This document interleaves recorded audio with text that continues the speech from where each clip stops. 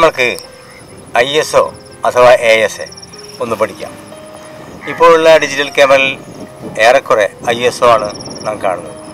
അതിൻ്റെ ഫുൾ ഫോമുകൾ international standard ഓർഗനൈസേഷനും ASAയുടെ ഫുൾ ഫോം അമേരിക്കൻ സ്റ്റാൻഡേർഡ് അസോസിയേഷനും എന്നുമാണ്. ഇത് ഇത്രയും പഠിച്ചാൽ പോരാ. കാരണം ഈ ASA അഥവാ ISO എന്ന് പറഞ്ഞാൽ എന്താണ് എന്നുള്ളത് വ്യക്തമായ ധാരണ നമുക്ക് വേണം. അപ്പോൾ അതിൻ്റെ ഒരു ഹിസ്റ്ററി വളരെ ചുരുക്കി പറയുകയാണെങ്കിൽ 1835 മറ്റും ഫിലിമിൻ്റെ നിർമ്മാണത്തിനുള്ള അന്വേഷണങ്ങൾ നടന്നുകൊണ്ടിരിക്കുന്ന കാലഘട്ടത്തിൽ ഒരു വെളുത്ത പശു ഒരു തീവ്രമായ വെയിലിൽ ചത്തുകിടുന്നു. ഫ്രഞ്ച് ആസ്ഥാനമായി പ്രവർത്തിക്കുന്ന കുറച്ച് സയൻറ്റിസ്റ്റുകൾ ആ വഴി പോയപ്പോൾ അത് കാണുന്നു. മാസങ്ങൾക്ക് ശേഷം ഇത് ഒരു വെളുത്ത പശു ടോട്ടൽ കറുത്ത തൊലിയായിട്ടുള്ള ഒരു രൂപം കണ്ടപ്പോൾ ശ്രദ്ധിക്കപ്പെടുകയും എന്തുകൊണ്ട് ഈ വെളുത്ത തൊലി കറുത്തു എന്നുള്ള അന്വേഷണം വയ്ക്കുകയും ഞാൻ ചുരുക്കി പറയുകയാണ്. അതിലൂടെ സിൽവർ ഹാലൈഡ് ഈ വെയിലുള്ള രശ്മികൾ തട്ടുമ്പോൾ ഈ വെളുത്ത പശുവിൻ്റെ തൊലി കറക്കാൻ കാരണം ഇപ്പോഴും നമ്മൾ 18% ഗ്രേ സ്കെയിലൊക്കെ വെച്ച് പ്രീസെറ്റിംഗ് ഒക്കെ നടത്തുന്നുണ്ട്. അപ്പോൾ ഒരു വെള്ള തൊട്ട് 365 തരം ടോണുകൾ ഇപ്പോഴും നമ്മൾ ഉപയോഗിക്കുന്നു.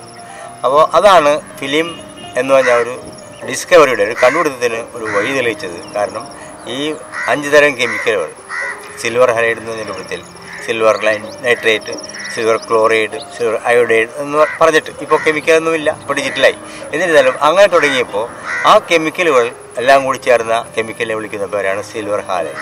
ഫോട്ടോ പ്രിൻ്റ് ചെയ്യുന്ന കേടായി പോകുന്ന പടങ്ങൾ, ഇപ്പോൾ ചുരുക്കി പറഞ്ഞാൽ നമുക്ക് പെട്ടെന്ന് കിട്ടിക്കഴിഞ്ഞാൽ അധികം കാലതാമസമില്ലാതെ കേടായി പോകുന്ന പടങ്ങൾ ആ പേപ്പറുകളിൽ തേക്കുന്ന കെമിക്കൽ സിൽവർ ഹാലൈഡാണ്.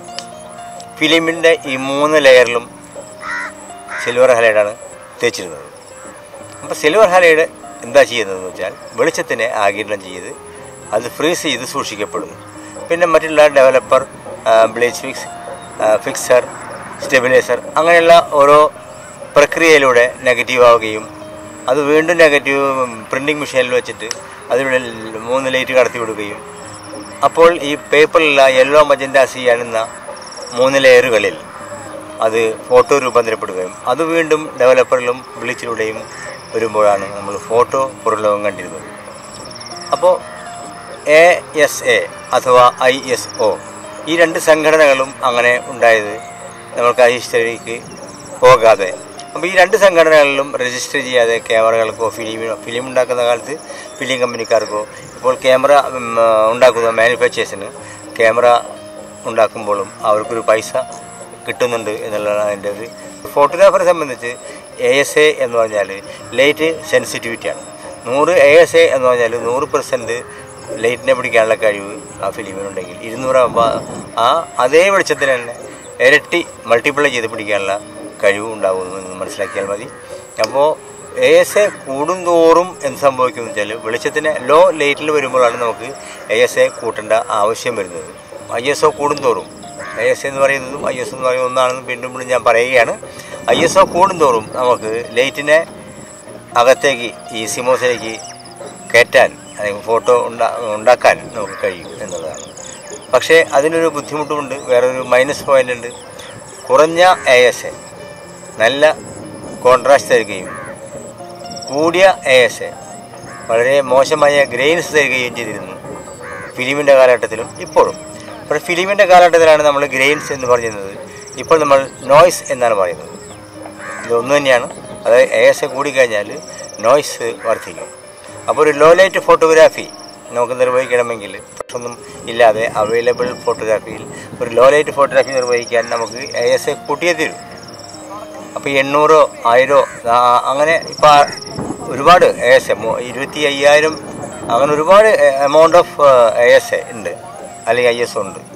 അതിൽ 200 400 എല്ലാം തന്നെ വലിയ കുഴപ്പമില്ല. ഒരു 12:8 12:10 15:12 സൈസിലുള്ള ഫോട്ടോ വരെ പ്രിൻ്റ് ചെയ്യുമ്പോൾ ഫോട്ടോ വേസ്റ്റ് ആകുന്നില്ല, അതായത് പൊട്ടിപ്പോകുന്നില്ല.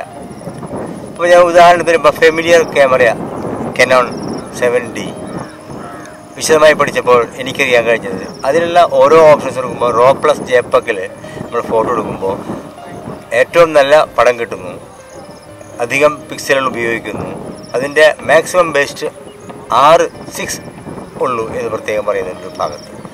അതായത് മറ്റുള്ള ഓരോ JPEG മാത്രമായിട്ടൊക്കെ ഫോട്ടോ എടുക്കുമ്പോൾ അതിൻ്റെ ഓരോരോ ഫംഗ്ഷനും മാറ്റി മാറ്റി ഫോട്ടോ എടുക്കുമ്പോൾ അധികം ഫോട്ടോ കിട്ടുമ്പോൾ എന്ത് സംഭവിക്കുന്നത്, 32 അല്ലെങ്കിൽ 30, 18 ഇത്രയൊക്കെ വേസ്റ്റുകൾ, അതായത് പൊട്ടിപ്പോകലിൻ്റെ ഒരു കണക്ക് അതിൻ്റെ മാനുവലിൽ കൊടുത്തിട്ടുണ്ട്. അപ്പോൾ നിങ്ങൾ ഒരു പുതിയ ക്യാമറ വാങ്ങുമ്പോൾ അത് ഏത് കമ്പനി ആയിക്കോട്ടെ, നിക്കോണോ, കാനോണോ, സോണിയോ ഇല്ല ഹസൽബാഡോ, ഏത് കമ്പനി ക്യാമറകളായാലും ശരി, അതിൻ്റെ ഓണേഴ്സ് മാനുവലിൽ ഈ കാര്യത്തിനെ പറ്റി പ്രതിപാദിച്ചിട്ടുണ്ടായിരിക്കും.